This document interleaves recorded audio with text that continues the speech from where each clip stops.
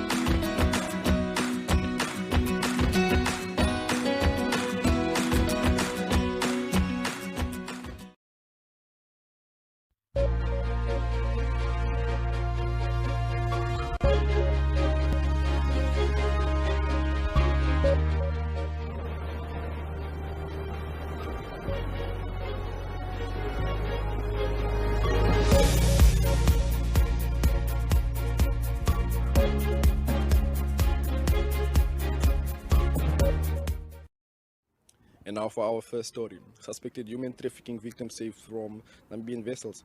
Namibian authorities rescued 48 suspected human trafficking victims from two Namibian registered vessels in Walvis Bay on Thursday. Now, according to NAMPOL spokesperson Deputy Commissioner Kauna Shikambi, the police are in process and considering the formulation of the following charges against a Namibian fishing company operating from Walvis Bay. The charges include trafficking in persons, contravening of the Labor Act, contravening of the Immigration Control Act, contravening of the Marine Resource Act, and a possible fraud under common law. Now, Shikwambi said that this matter first came into light in June this year when Namibian Fisheries observes with the support from the Namibian Police Force officers while on patrol in Namibia's Economic Exclusive Zone, which is the EEZ, and came across two Namibian registered fishing vessels. It was subsequently detected that the two vessels were violating the Namibian fishery and marine laws with no fisheries observer on board and sailing without a valid non-observer authorization letter. And now for our second story, Erongo Red announces tariff adjustment. Erongo Red announced a 6.9 tariff adjustment on electricity effective 1st of August 2022. Emmanuel Kanabe, the Chief Executive Officer of Erongo Red, explained that the company was informed in June that the electricity tariffs, as approved by the Electricity Control Board (ECB), would be increased by 7.3% effective from 1st July 2022. The actual impact on Erongo Red is 9.4%. In June, Erongo Red submitted an application to the Electricity Control Board for a tariff adjustment increase for 2022-2023 financial year, which was approved a weighted average of 6.9% tariff adjustment effective of 1st August 2022. The detailed tariff schedule will be placed in various newspapers on our website as well as in tariff booklets which can be obtained from our offices, Kanabeb said. And Kanabeb added, although 6.9% will be impacted on customers and will vary depending on individual customer consumption patterns and the type of connection, Kanabib said. Okay, and then now for our third and last story, Nam Power Tower collapses. Vandalism may have led to the collapse of a tower of Nam Power's Omaruru Khan 2022 kilovolt line near Omaruru on Thursday afternoon. The tower 282 collapsed at around 1 o'clock. No power interruption was experienced due to the trip of Omaruru Khan 2222 kilovolt circuit. This specific line is one of the transmission lines which supply the coastal area. Upon inspection of the line, it was discovered that the supporting stay wires on the power line were removed. It is suspected that it is a result of vandalism. The illegal removal of the stay wires compromised the support of the tower and resulted in its collapse, said NamPower spokesperson Irene Houses. So, and then that will be our last story for today. If you want to read more on these stories, please make sure to visit our website. That will be www.erongo.com.na. And then up next, we have our interview.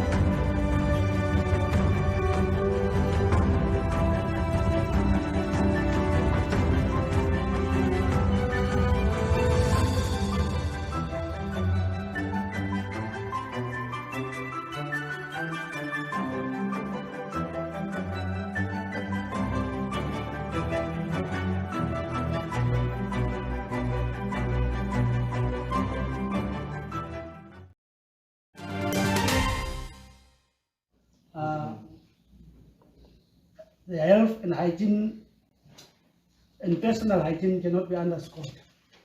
Personal hygiene is important for self-confidence and it boosts self-esteem. Therefore, it is important that we maintain self-hygiene or personal hygiene. It is known that 28 May is always commemorated or celebrated as a menstrual health hygiene day at schools. But unfortunately, due to known COVID-related issues or reasons, it was not commemorated the last 2 years. And therefore, we are pleased to receive you, or pleased to have you as our guest here at the Office of the Governor at this reception of menstrual pads donated by the Office of the President. And many other regional governors was donated pads, sanitary pads, by the Office of the President, which was donated by a private company, and that was on the 24th of May in Windhoek. So we received this consignment of pads on behalf of the region, and today I'm proud and happy to hand over these sanitary pads to the Ministry of Education in the region, to the director. We have today, or what we are going to hand over is 6,912 pads that will be handed over for the whole region. Surely this will also go to all the schools, not only the 2 schools that are here, but all the schools in the region. And surely we know that our girls face the challenges of school dropout because of the health around menstruation. We also know that the challenges are faced with menstrual reproduction by young girls, and this is a challenge that you are faced every day. Also at the same time, you also get the challenge of, when you do not have sanitary pads, it affects your confidence at school, and you will not want to take part in the activities, and that excludes you from the activities that you are supposed to take part as a girl, and also as a learner. And this also have a serious challenge in our hygiene management in our schools. Now, we have been given these pets to address some of the challenges. And I'm sure that with this donation, these pets will help us, and also reminding us as stakeholders that a girl in the school required to have a dignified and a safe environment at school. We have many young people, many girls that are faced with challenges. In the urban areas, there are those who are coming from a struggling family that is not able to provide some of the activities or the things that a girl can be should be given. You also go into rural areas where they do not have access to get sanitary pads because they do not. It's far from the shops, or there are no shops, or they don't have flushing toilets. These are things really that are going to be addressed once you have your sanitary pad. The most needy learners or girls would be a priority to be given these pads. We surely do not have only 6,000 girls in this region, but there are those ones really that are not having the opportunity to get one. And when they are facing their period time of menstruation period, then they are forced to stay home or forced to be uncomfortable. So we would want with these pets to make them free and be able to participate and be at schools at all times. So I am sure that the most needy learners will be given these pets. We cannot only talk about menstrual health one day on the 28th of May. It is an everyday event. And therefore, it is our appreciation that we receive these sanitary pads from the office of the governor through the office of His Excellency the President of the Republic of Namibia to hand over to the schools. Today we will hand over to the 2 schools, but we have already identified schools in especially rural areas. We also have our own program at the regional office where we collect sanitary pads, and throughout the year we see that we can then donate to the different schools. I just want to say thank you to all of you for thinking of us girls, because some of us feel like that we people don't really give much attention to us girls or even women. And I would like to thank you for having all these sanitary pads here for those who can't afford or don't have or just doesn't know how to deal with these things. And I would like to say thank you for giving us both schools the chance to come sit here and learn more and appreciate the things you have done. Please.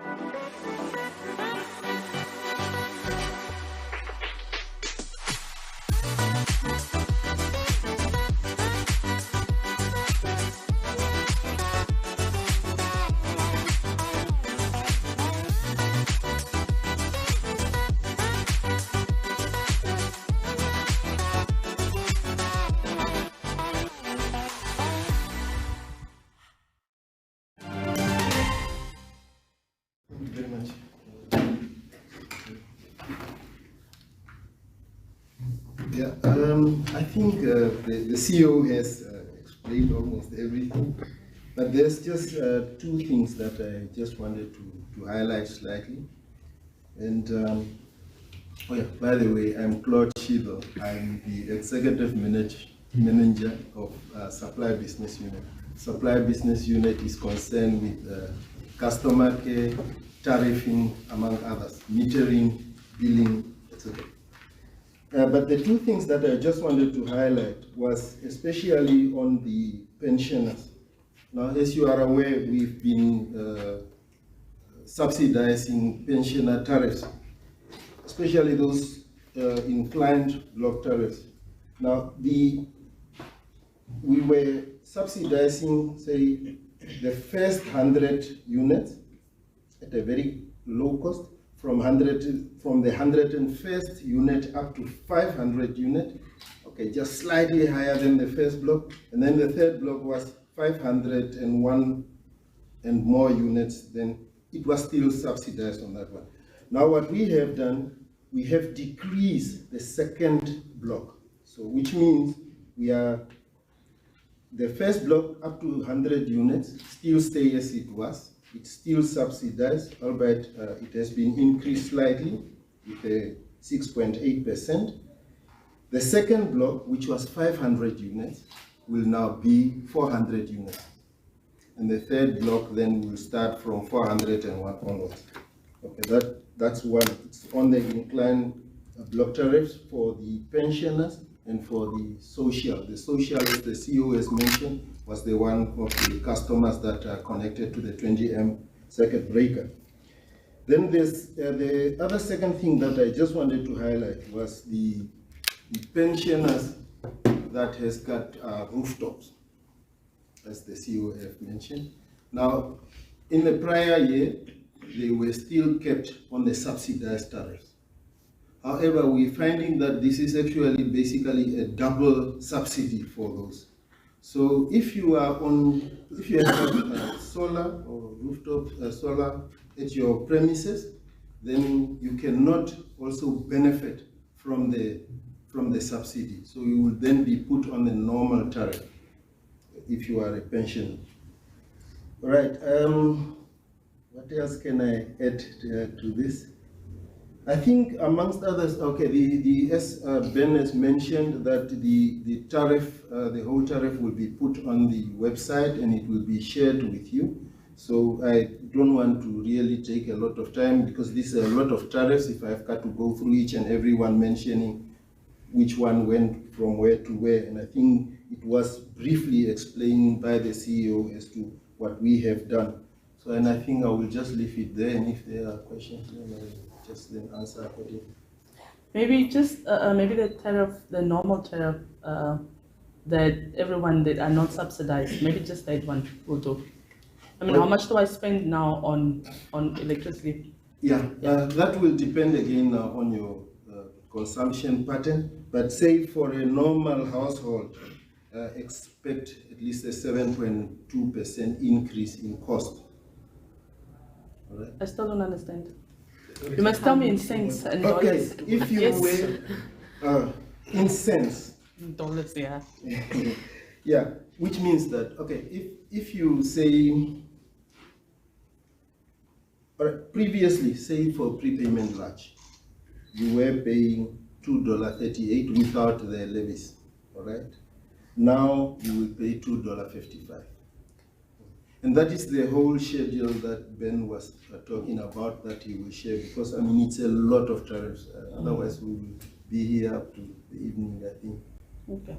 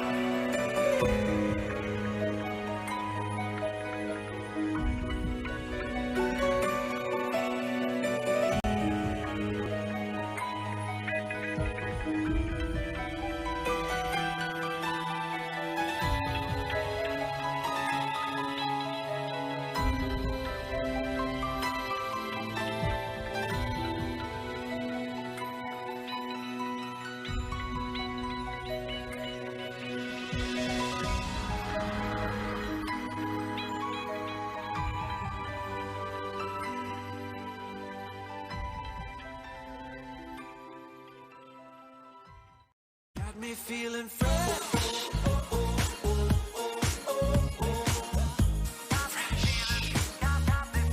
Got me feeling fresh. Got me feeling fresh. Platts Amir is a landmark on the coastline of Namibia, a home to quality shops and quality restaurants, a select variety of fashion and food retailers, as well as banks. Not to mention the pier with 36 luxury apartments and entertainment for the whole family. Find us at corner of Tabarat and Albatross Street, Vineta North, Swakopmund. Call us on 064 462 242. Visit platsamir.com.na or at Platts Amir on Facebook. Platts Amir, enhancing your coastal experience. Ladies and gentlemen. Yeah, welcome to another exciting edition.